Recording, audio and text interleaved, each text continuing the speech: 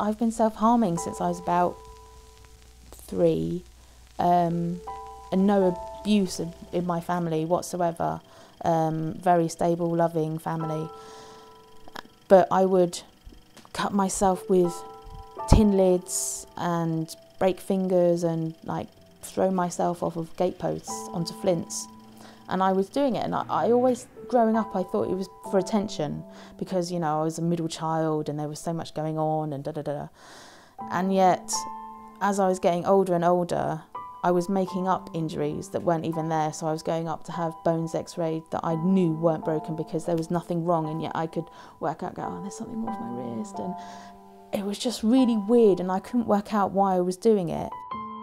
Because I'd got unwell, I'd lost everything. I'd lost my career, I'd lost a lot of my family. Do you mean they just couldn't handle the fact that I was mad? It always felt like I was on the cliff face at that point because I was only in my mid-20s, and I really did think, actually, what's the point in being here? I like meeting people. I'm a people person. I'm not a HMRC person. So I like going out, I like meeting people. I think sometimes work can be a negative because people look at me and they go, oh, you're working, so you can't be that bad. Or you look all right. I get that quite often. You don't look like you're struggling. I think when you engage in a difficult behaviour like self-harming, even if you've been brave enough to share it with people, because it is a very secretive behaviour on my part, I think even when you feel brave enough, you still kind of feel very lonely. You feel very embarrassed, very disgusted with yourself. You feel like people are criticising you. And at the end of the day, I really don't give 2 hoots about the injury. I don't give a damn about what I've done to myself. That's really insignificant in the bigger picture. I just need to know that someone's there for me, not for the service, not because they tick a box, not because it's the right thing to do. Basically, my mum thought that I was trying to kill myself again. And I was like, no, no, no, self-harm for me isn't about trying to kill myself, it's about trying to stay alive. And she was like, okay, right, we need to tell your mum that then because she's freaking out. Professionals, when they're looking after me, they always pick up on the fact that I have really good insight and they automatically assume that that's a positive.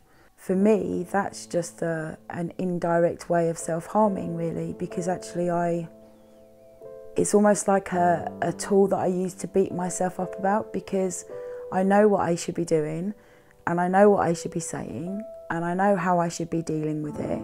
And people have said to me, well, if you're working, you can't be that bad. Well, all that makes me want to do is go out and actually prove to you how bad it is for me right now.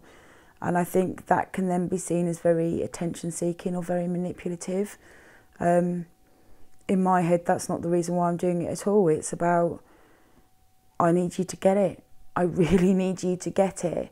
And if I have to be physically hurting or in crisis for you to get it, then that's what I feel I need to do.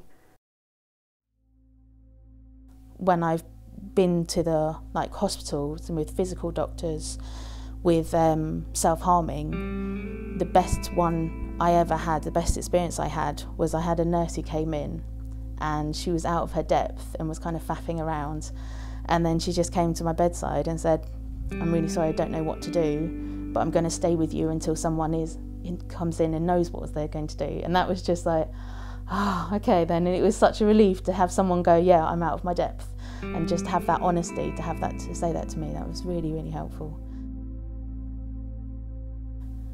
I think I just need that constant validation of, you need to understand how bad this is. My life is awful nearly all of the time, but I survive it.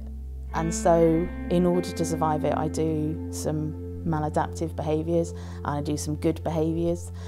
But if you can understand that even though I managed to, look okay and you know, have a good family and a good support network, things are still really, really horrible for me, then it's really key.